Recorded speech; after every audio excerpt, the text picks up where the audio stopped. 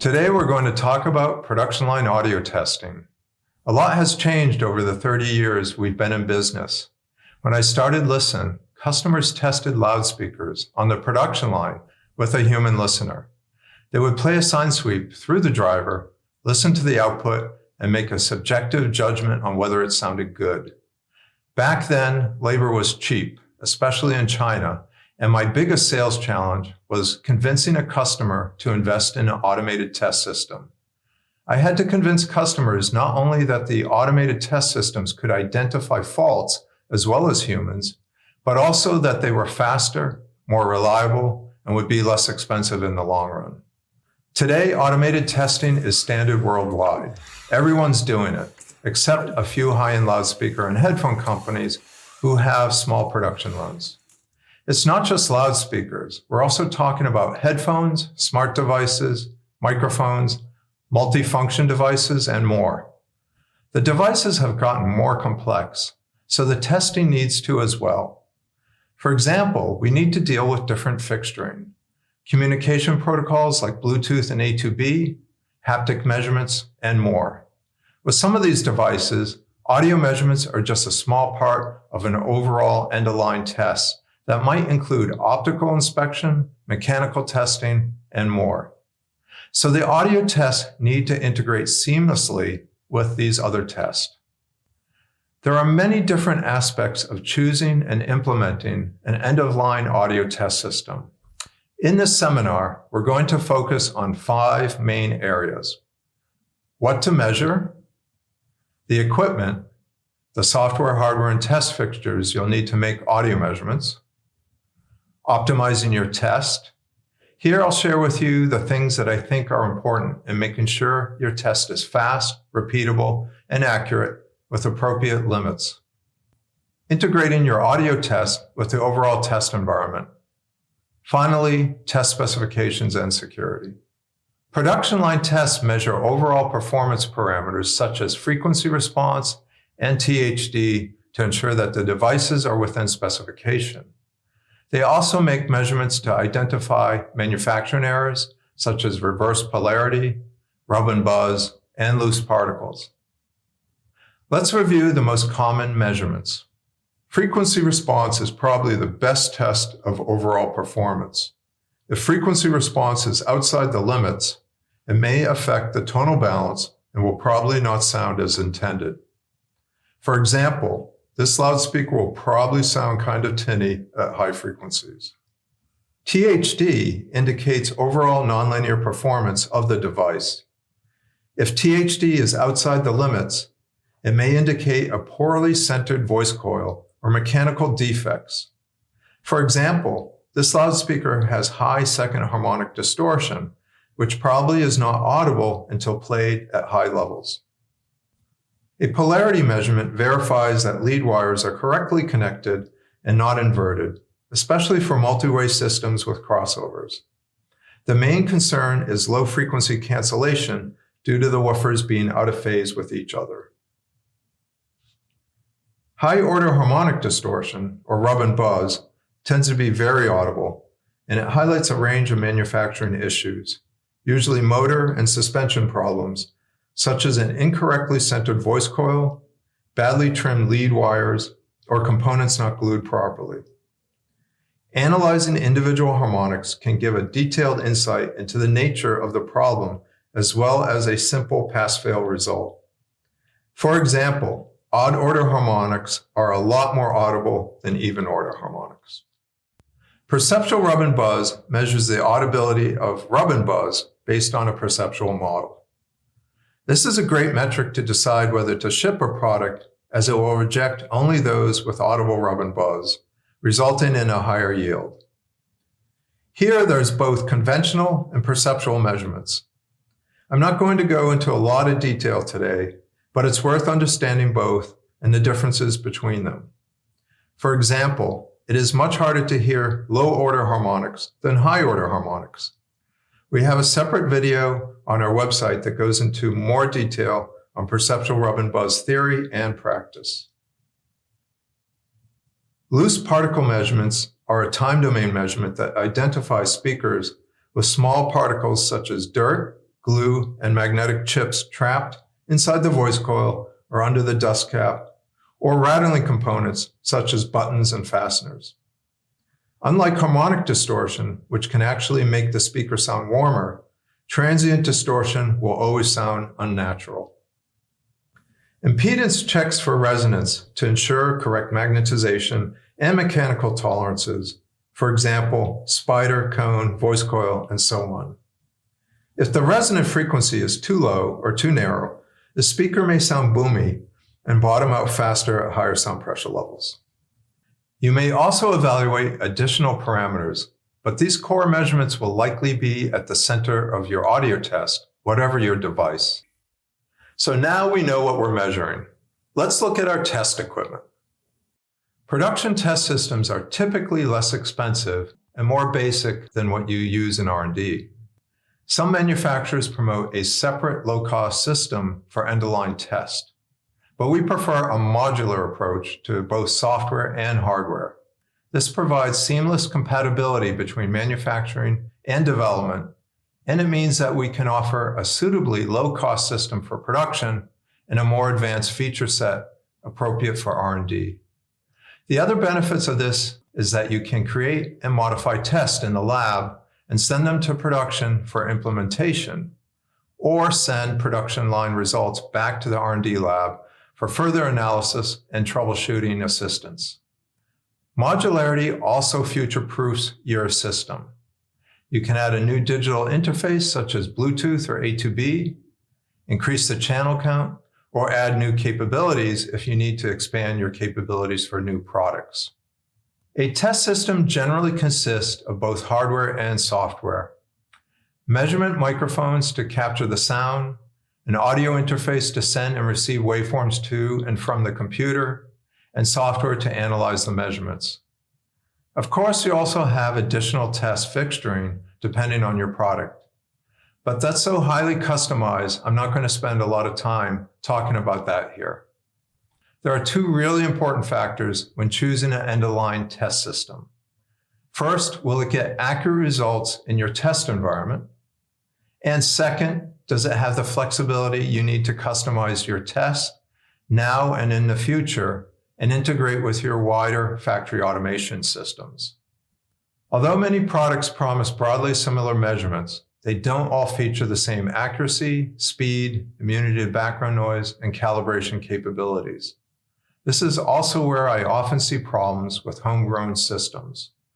They can produce a frequency response and THD measurement with a slow sweep in a quiet lab, but put them on a noisy, high-throughput production line with different interface that is not accurately calibrated, or worse, simply not suitable for audio test, and it can all go wrong very quickly. Let's start with measurement accuracy. For accurate measurements, a good signal-to-noise ratio is essential. The noise floor of each individual component in the system must be lower than the background noise and dynamic range of the device under test. For most transducer measurements, either a professional audio interface or a specific audio measurement interface usually offers ample headroom for accurate audio measurements as long as there is appropriate gain to maximize its dynamic range. You also need to ensure that the frequency response and sampling rate is sufficient to test your device. Generally speaking, your bandwidth must range from 1 octave below your lowest measurement frequency to the highest harmonic that you need to measure. Otherwise, high-pass and anti-alias filters can cause inaccurate measurements, especially for phase, at the upper and lower frequencies.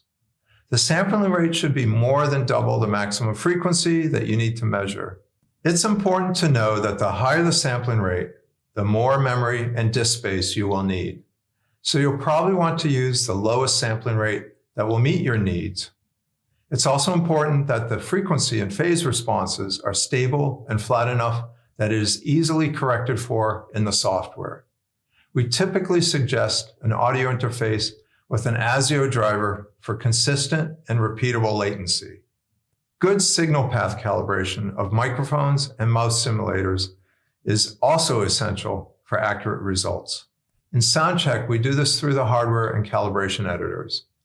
What's nice about this is that you're calibrating the entire input or output signal path on a system level.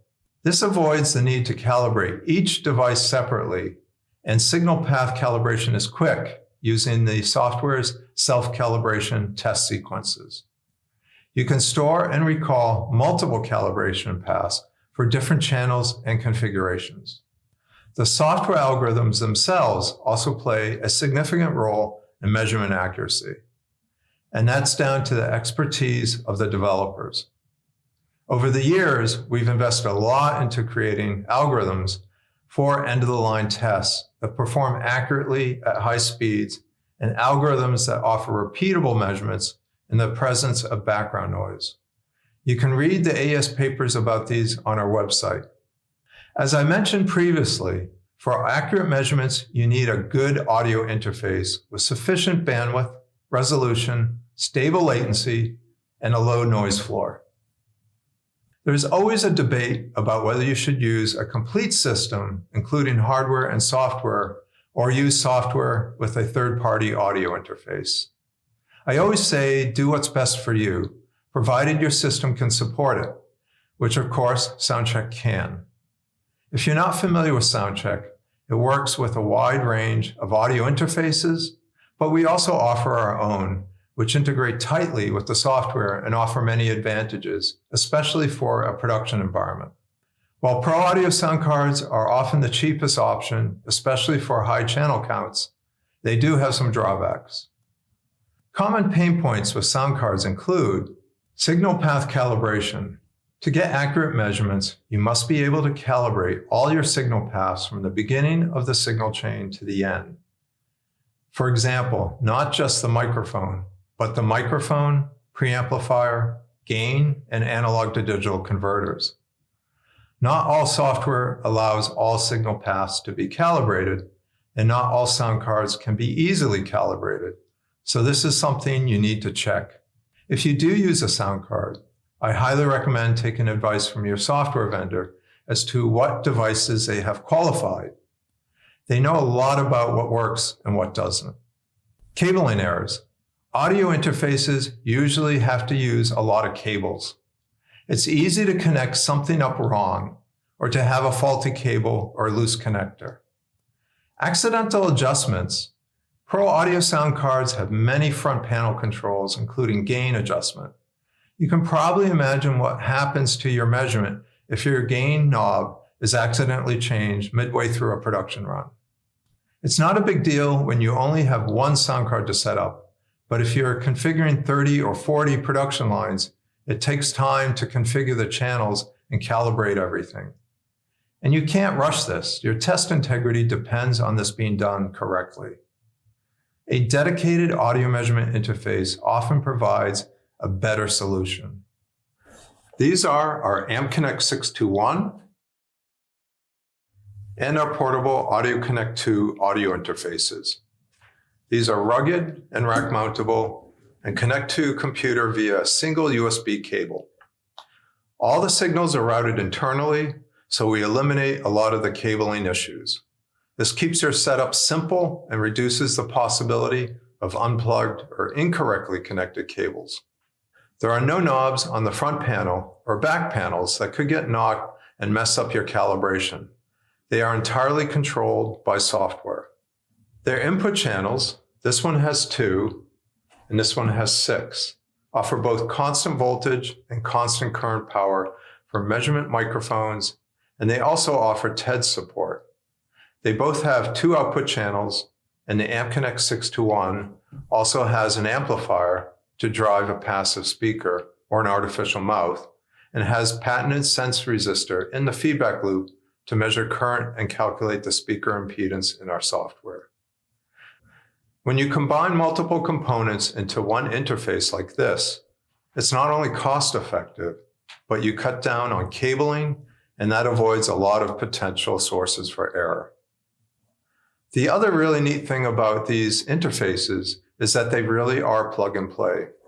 The calibration data is stored on the device's firmware, and SoundCheck reads the calibration values automatically when it is connected. There is no need for manual calibration. The input channels also automatically populate with sampling rates, and the device self-test requires no additional cabling, as all switching is internal. If you're using TED's microphones, you can also automatically read this data too. This offers huge savings in setup time, particularly if you have a lot of systems to configure. Because all control is via the software, you have much greater control over your test.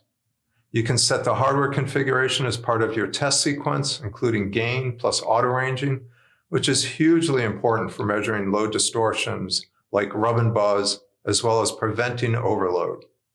It also means that no one can mess up your calibration, either by adjusting knobs or by incorrectly setting it up in the first place. This ensures that your test is being run correctly, and it's particularly useful if you're relying on third-party manufacturers to run your test. If you specify the hardware, software, and test sequences, you can significantly minimize the chances of measurement errors. Moving beyond the immediate test equipment, the next thing you need to think about is test boxes or chambers and fixturing. I'm not going to spend a lot of time on this as every situation is different. Production lines are inherently noisy places. 80 dB SPL or more is common, especially at low frequencies, and you get a mix of continuous noise like machinery hum or air conditioning, and transient noises like air compressors and stamping machines. These often mask production line defects. It's easy to get a speaker with no rub and buzz to fail if the test box is not well sealed and background noise gets measured instead. In the case of loudspeaker, you'll need a well-sealed test box. Try measuring the factory noise inside the test box with the same microphone that you will use to measure the loudspeaker. Compare the loudspeaker's distortion spectrum to the factory noise spectrum. Is the distortion spectrum above the factory noise spectrum? If not, you need better isolation. A headphone test might use a coupler or customized test jig, also in a noise isolating box. You want to think about how the fixturing might affect the measurements too.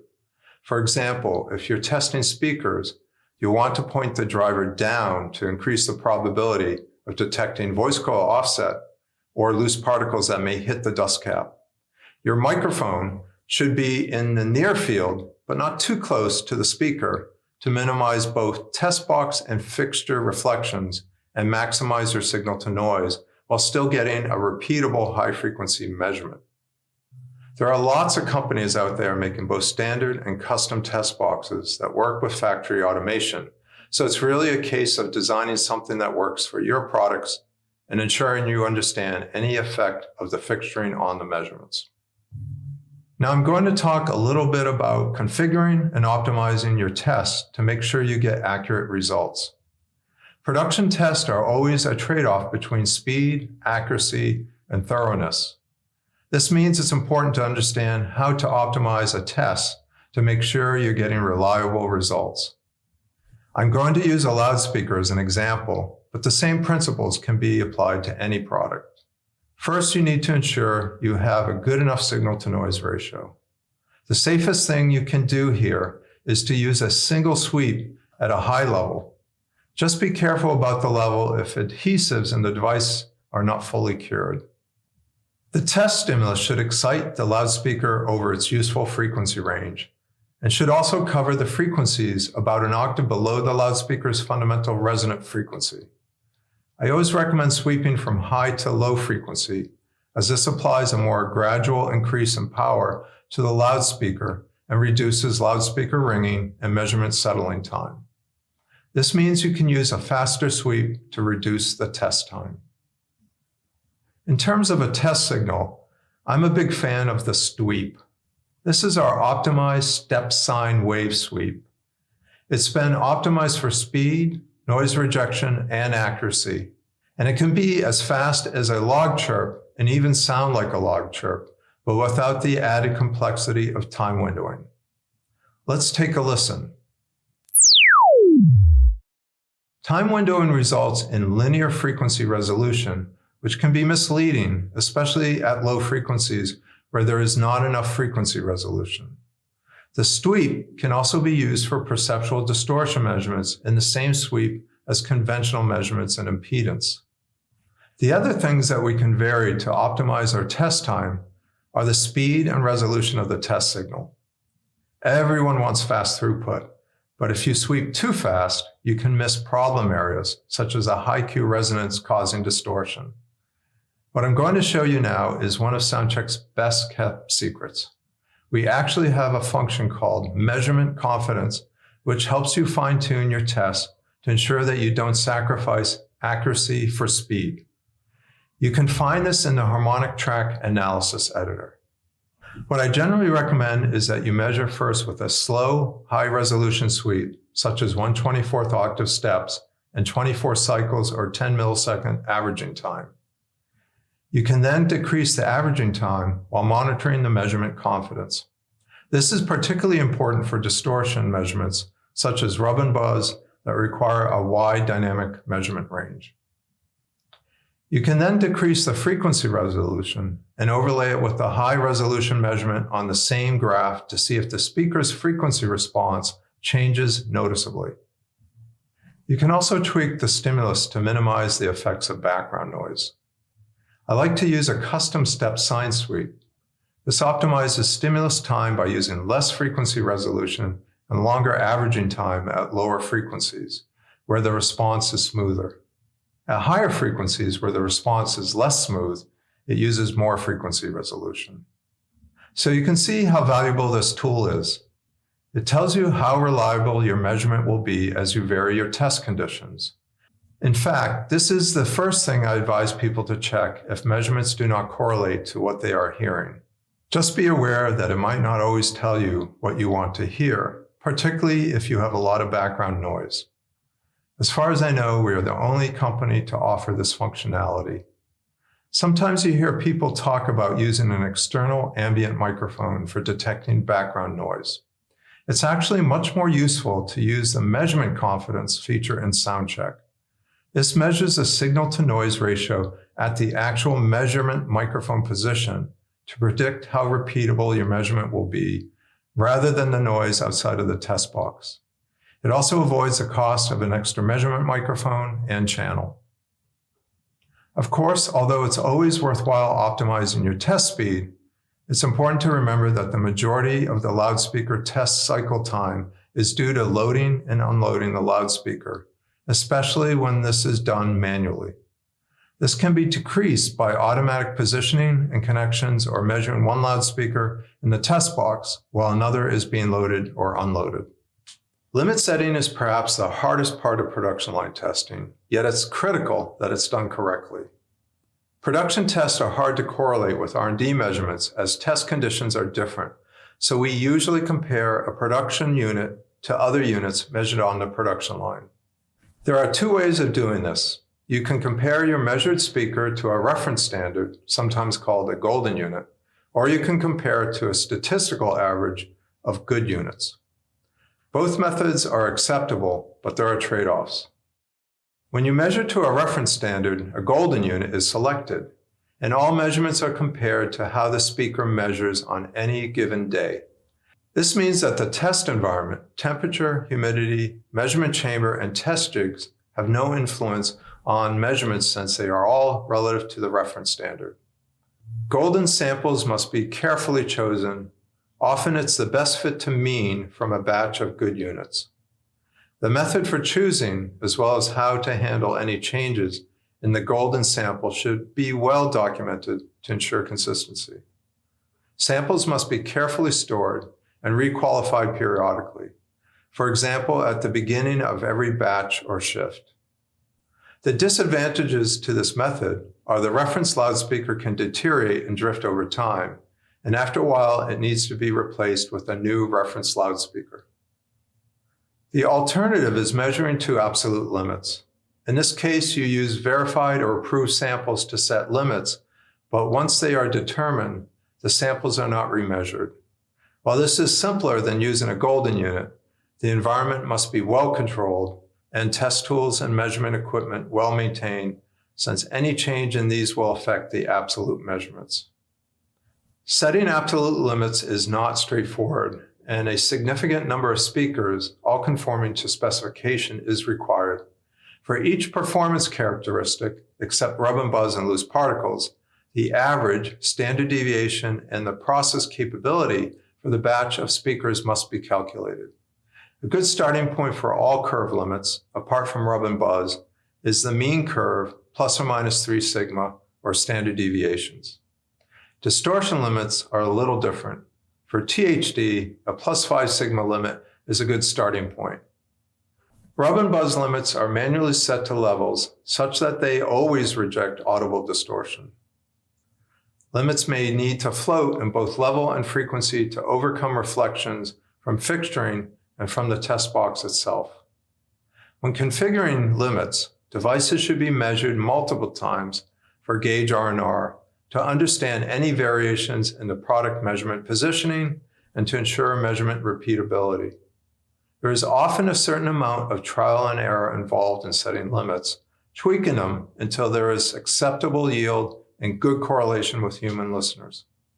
Correctly setting limits is an extremely complex process, and it's well worth being on site to assist with limit setting when you are putting a device into production so you can truly see and hear what is going on.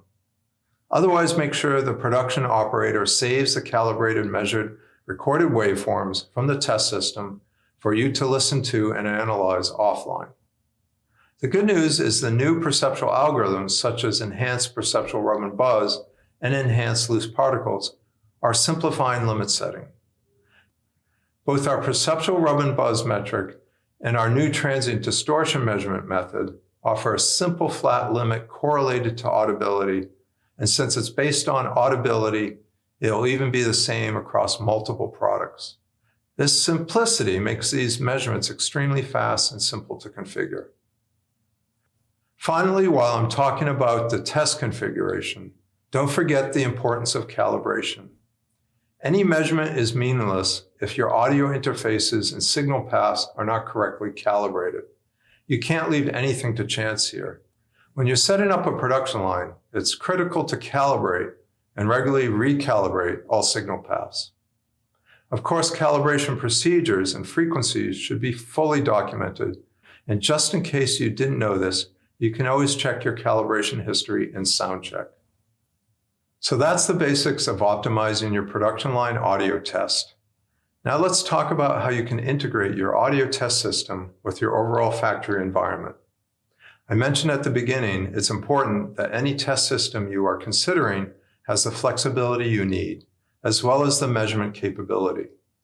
That's where the ability to integrate with the rest of your test environment is important. Over to my colleague Mark Latshaw, who will explain in more detail. Thank you, Steve.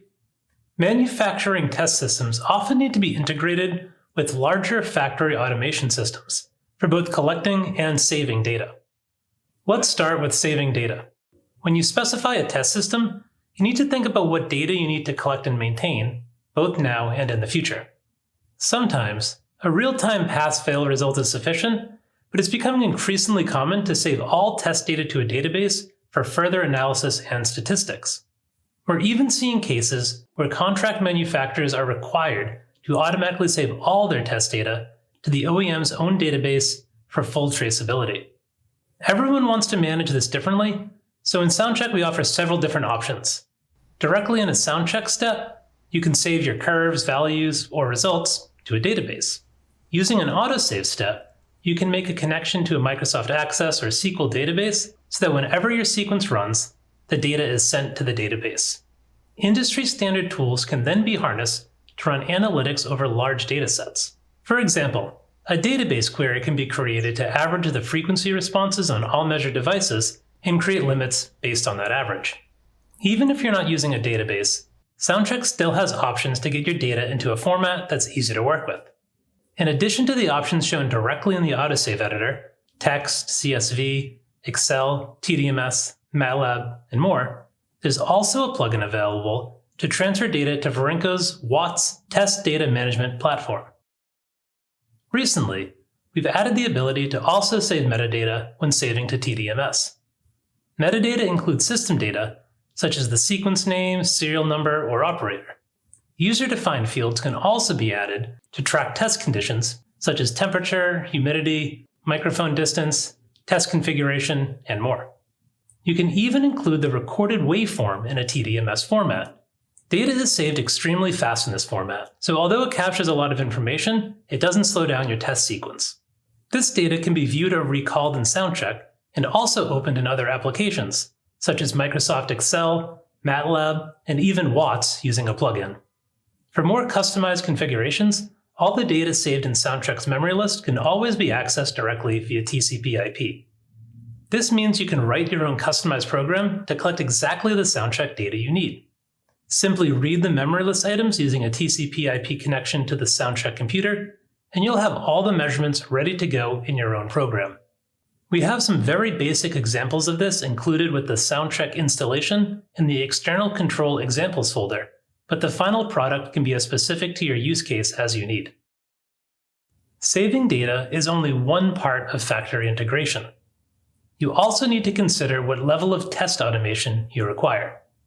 Tests for simple products, such as drivers, microspeakers, and earphones, tend to be fairly standalone, but for more complex devices, audio tests are often one small part of a larger test plan. In these cases, screen tests, connectivity checks, and other inspections may also be made alongside the audio measurements, and the audio tests might be controlled by a larger test automation system, such as TestStand. Since SoundCheck 15, we've also included TCP/IP control. This provides ultimate flexibility, as you can control it in any programming language that can provide TCP/IP commands, such as Python, LabVIEW, C, and more. These commands may not only start and stop tests, but also import data stored outside of SoundCheck. One way that you might want to use this is if you run similar tests on multiple products, but the specific parameters are different depending on the product. If you use TCP/IP control, you can automatically pull in the limits based on a target curve, start and stop frequencies, or the appropriate test level for each specific model. This avoids having multiple versions of the sequence that need updating. It makes it quick and easy to add tests for additional products. It can also be used, for example, to output a command to a sorting device on a production line that matches components based on test characteristics or sorts into pass or fail bins. TCP/IP control has the potential to streamline your manufacturing process and minimize sequence updates. Although it requires a little effort to implement, the payback is huge as it lets you integrate professional audio testing with all its advanced techniques and algorithms into your highly customized test environment.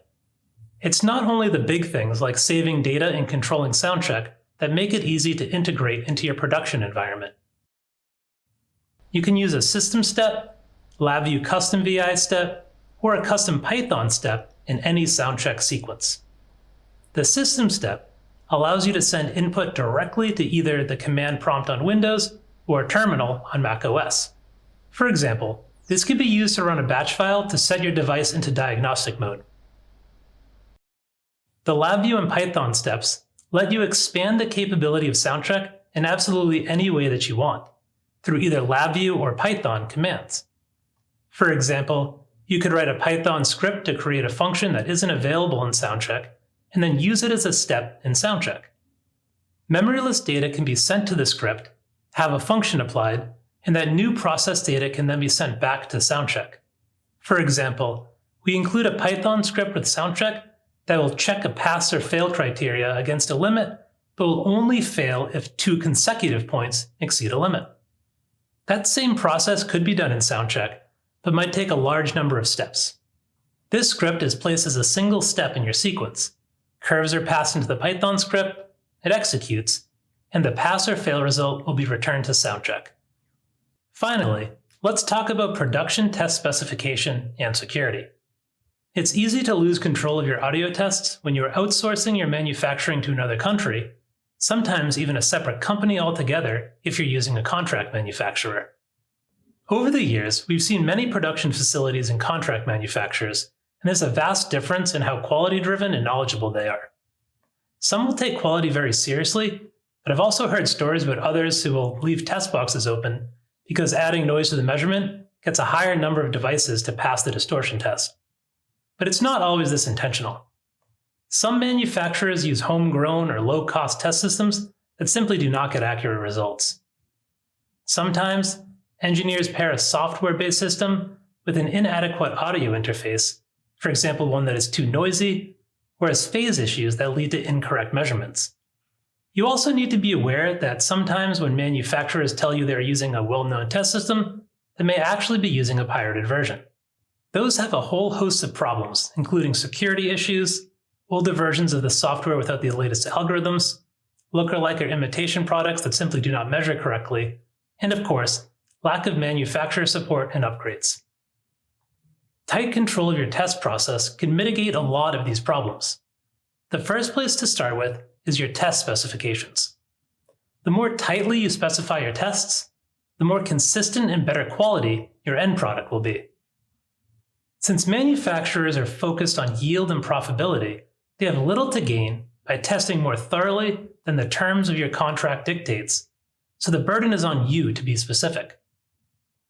There is a big difference between requiring frequency response within 3 dB of golden unit and specifying frequency response within 3 dB of the golden unit, measured at the start of each batch in a well-controlled test environment using SoundCheck version 22 and Audio Connect 2 running this provided test sequence.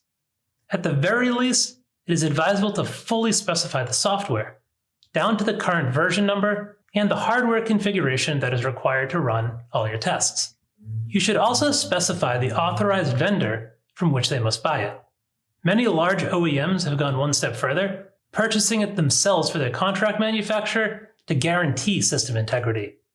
If you are relying on your contract manufacturer to purchase the software, it is a good idea to request the serial numbers of the systems they plan to use on your lines and verify their authenticity with the manufacturer. Hardware is also important, and this is another place where ignorance can sabotage your measurements. It's critical to use an audio interface with sufficient dynamic and frequency range, and it is also important that it can be fully calibrated with the software. Many times, I have seen a manufacturer spend good money on a professional audio measurement system specified by the OEM, only to then save money by pairing it with a low-cost sound card that isn't good enough to get consistent results. It doesn't have to be the same interface that you use in the lab. There's often a cheaper alternative that will be adequate for production testing, but do take the advice of your system provider and ensure that the hardware is also clearly specified in your test plan. These days, most quality-driven OEMs provide their manufacturer with the specific tests that need to be implemented. They're easily shared via email, network, or USB drive. Bear in mind that even with a test sequence, your manufacturer will still need to calibrate, and if limits are relative, will need to understand how to set limits based on a golden unit. So clearly written procedures are invaluable. This brings us to documentation. Document everything. This may seem like common sense, but specific, clearly documented operating instructions will improve your test integrity. You should cover everything from initial system configuration, wiring diagrams, and daily system test and calibration directions to precise instructions about positioning, fixturing, and procedures for a failing test. If you are providing test sequences to your manufacturers, it's easy to supplement standalone instructions with text, diagrams, photos, or even video instructions within the test sequence. This can help, for example, with ensuring accurate positioning and other operator interaction during the test.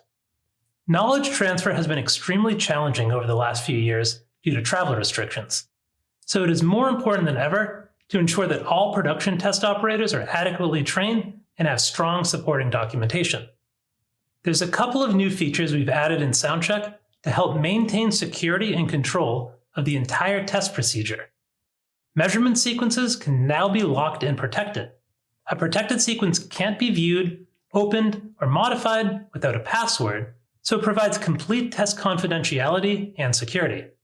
It can only be implemented exactly as written, without modification, and it cannot be copied or recreated for use with other products. Test sequences can also be locked to specific SoundCheck serial numbers to ensure that all measurements are being made on legitimate SoundCheck systems. If you have any doubts at all about the test systems that your CM might be using, this is a great way to be sure that the systems they told you about are up to date and are actually being used on your lines. We've also just added sequence versioning, which allows complete tracking of any sequence modification. This also helps ensure that your manufacturing facility is always using the latest approved version of a test sequence. I'm going to hand back to Steve now, who will talk about compatibility between R&D and production. The last thing we're going to talk about is compatibility with R&D. When R&D and production both use the same platform, even if one is a more advanced system than the other, you get a lot of synergy. It's easier to train people, you can easily move tests from R&D to production. R&D personnel can assist with production setup and detailed analysis or troubleshooting of production line results, and more. I talked about modularity earlier. This is another place you can see the benefits of this approach. You can configure, for example, a test system for production line headphone testing that uses an inexpensive 2-channel version of the software with a fairly minimal group of analysis modules. For hardware, you could use a 2-channel audio interface to power your microphones or couplers and your own custom test jig or couplers. This contrasts with what you might have in the R&D lab for headphone development, where you might need to implement extensive tests involving directionality, background noise, ANC, and more. Your test setup there might include a head and torso simulator, a turntable, and background noise generation. You'll likely need multiple input and output channels and some advanced software features such as polar plotting, the equation editor for defining your own custom calculations, and more. And a system like this might run to 2 or 3 times what the production system cost. The hardware can be expensive too, although SoundCheck will work with any audio test hardware. For example, head and torso simulators from B&K and Grass, turntables from Portland Tool and Die, Outline, etc., and microphones from most vendors. So this means you can often save money if you already have these in your lab. Of course, whether it's an R&D system or a production system, if your needs change, it's easy to add additional capability, whether that is software functionality or, for example, a new interface. You can even upgrade from a production system to an R&D system simply by paying the cost difference. This means that with minimal configuration changes, you can test raw drivers, speaker systems, smart devices, soundbars, headphones, hearing aids, automotive audio, and more across production and development, all using the same test platform. So as you can see, end-of-line test is a complex subject with many considerations to take into account. Hopefully you found this overview useful in figuring out the important things to look out for when you're configuring a production line. Let's just summarize. First, you need to understand what characteristics you need to measure and select the right test equipment. You should select test software that not only makes the measurements you need, but that is also fast enough for your needs, accurate in your environment, providing repeatable results with your level of background noise, communicates adequately with your factory automation and database, is flexible enough to grow with your future needs, and select test hardware that offers a low enough noise floor and sufficient sampling rates for the products you need to test, permits accurate signal path calibration, is simple to use, for example, self-calibration, minimal cabling, leaves no room for error, for example, knobs that are easily knocked, is suitably rugged for a factory environment. Next, optimize your test. Optimize your test stimulus for the best trade-off between speed and accuracy. Minimize your background noise with the right test environment. Use measurement confidence to help you fine-tune your measurements. It's critically important to understand limits and configure them carefully, and also ensure that any contract manufacturers you might be using are well trained. Consider perceptual algorithms for easy limit setting and better correlation to perceived quality. Finally, document everything. Thoroughly document all test procedures. Clearly specify test equipment. The more detail, the better. Protect your investment with advanced test system functionality, such as sequence protection and versioning. Thanks for watching. I hope you found this helpful. Please check out our website for more information on all of these topics discussed in this video.